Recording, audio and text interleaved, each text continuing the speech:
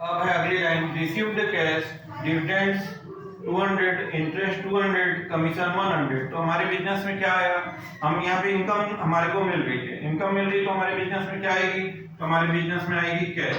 ठीक है, तो फर्स्ट अकाउंट हो गया कैश अकाउंट। हमारे को इनकम के रूप में क्या मिला, तो सबसे पहले मिला डिविडेंड्स। तो हम फर्स्ट अकाउंट खोलेंगे, सेकंड अकाउंट खोलेंगे डिविडेंड्स अकाउंट, और डिविडेंड अकाउंट के बाद हमको क्या मिला इनकम के रूप में, इंटरेस्ट, और हो जाएगा इंटरेस्ट अकाउंट। इंटरेस्ट के बाद हमको मिला है कमीशन, तो फिर अगला अकाउंट हो जाएगा कमीशन अकाउंट।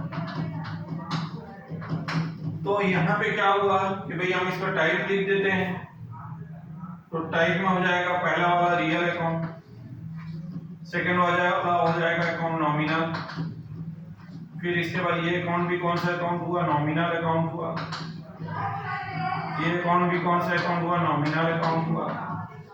अब हम रियल अकाउंट का रूल देखते हैं। तो रियल अकाउंट क्या बोलता है, what's comes in debit, what's goes out credit. तो इनकम के रूप में हमको जो टोटल अमाउंट मिली है वो 500 मिली है, तो 500 से हम इसको डेबिट करेंगे, लिखेंगे कैश कम्स इन।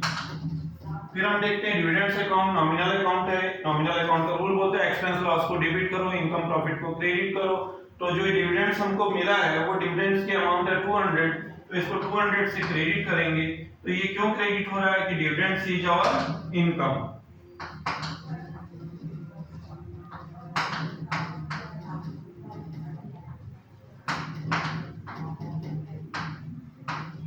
और फिर इंटरेस्ट, तो इंटरेस्ट हमको जो मिल रहा है वो अमाउंट है उसकी 200, तो इसको भी 200 से क्रेडिट करेंगे, और यहाँ पे लिखेंगे हम इंटरेस्ट इज इनकम।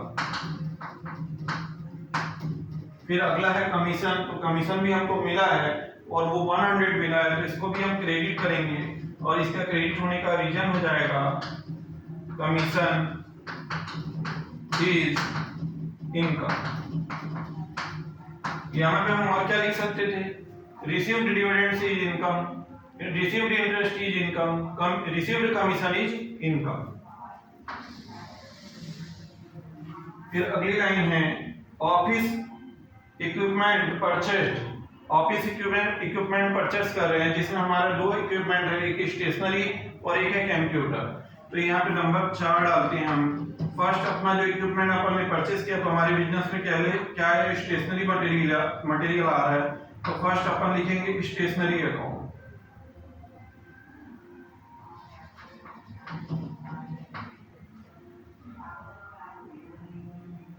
स्टेशनरी के अमाउंट है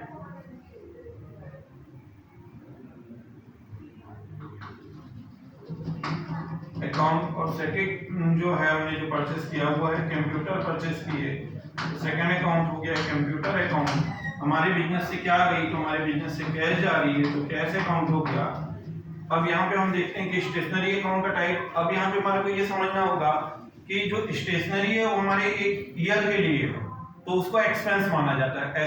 ऐसी कोई भी वस्तु, जो ऐसा कोई भी मटेरियल जो हमारे एक साल में परचेस होके खत्म हो जाएगा, जैसे कापी है, पेन है, तो वो एक ही साल में खत्म हो जाएगी, तो उसको एक्सपेंस माना जाता है। ठीक है, तो इसलिए इस अकाउंट का टाइप क्या हो जाएगा, नॉमिनल। और कंप्यूटर हमारे एक वर्ष नहीं, एक से अधिक वर्ष काम आएगा, इसलिए इसको क्या लिखा जाता है, रियल। इसको वस्तु या एसेट माना जाएगा। और कैश का अकाउंट टाइप क्या हो जाएगा, रियल। तो नॉमिनल अकाउंट का रूल क्या बोलता है, तो नॉमिनल अकाउंट का रूल बोलता है एक्सपेंस लॉस को डेबिट करो, इनकम प्रॉफिट को क्रेडिट करो। तो जो स्टेशनरी हम परचेस कर रहे हैं तो उसको हम एक्सपेंस मान रहे हैं, क्योंकि 1 ईयर में वो क्या हो जाएगा, मैंने खत्म हो जाएगा। ठीक है, खत्म हो जाएगा, तो इसको अपन क्या करेंगे, डेबिट करेंगे, और यहाँ पे लिखेंगे स्टेशनरी इज अवर एक्सपेंस। ठीक है,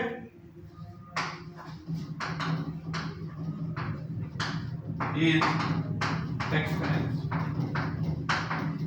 और second account real account, computer account. Computer account में रियल अकाउंट का रूल बोलता है what's comes in debit, what goes out credit. तो हमारे बिजनेस में जो कंप्यूटर आ रहा है वो 5000 का आ रहा है, तो इसको 5000 से डेबिट करेंगे, और यहाँ पे लिखेंगे कंप्यूटर कम्स इन।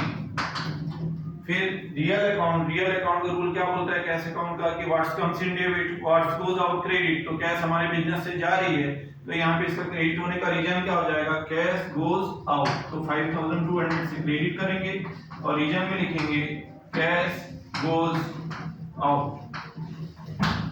अब आपको समझना ही है कि जैसे ये जो कंबाइंड एंट्री होती है किसी बच्चे को नहीं जल्दी जम पाती, तो आप क्या करिए उसकी प्रैक्टिस आप कैसे अच्छी कर सकते हैं, कैसे अच्छे से बनेगी।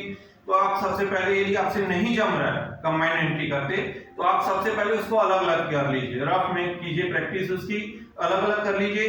फिर जब अलग अलग कर लेंगे, जैसे यदि अपन इसको बोलेंगे इस एंट्री को यदि अपन अलग अलग करें तो क्या होगा, cash account debit, dividends account credit, फिर कैश अकाउंट डेबिट, फिर इंटरेस्ट अकाउंट क्रेडिट, फिर कैश अकाउंट डेबिट, फिर इनकम मिशन अकाउंट क्रेडिट। तो हम क्या देख रहे हैं, तीनों में क्या हो रहा है, कैश डेबिट हो रहा है। तो हमने फर्स्ट अकाउंट क्या ले लिया, कैश अकाउंट, और जो तीनों क्रेडिट होने वाले अकाउंट को ले लिए। तो यदि आप उसे कंबाइन करते नहीं बन रहा है तो पहले आप उसको अलग अलग समझ लीजिए, जब आपके समझ में आ जाएगा वो तो कंबाइंड एंट्री भी आपसे अच्छे से बनना शुरू हो जाएगी।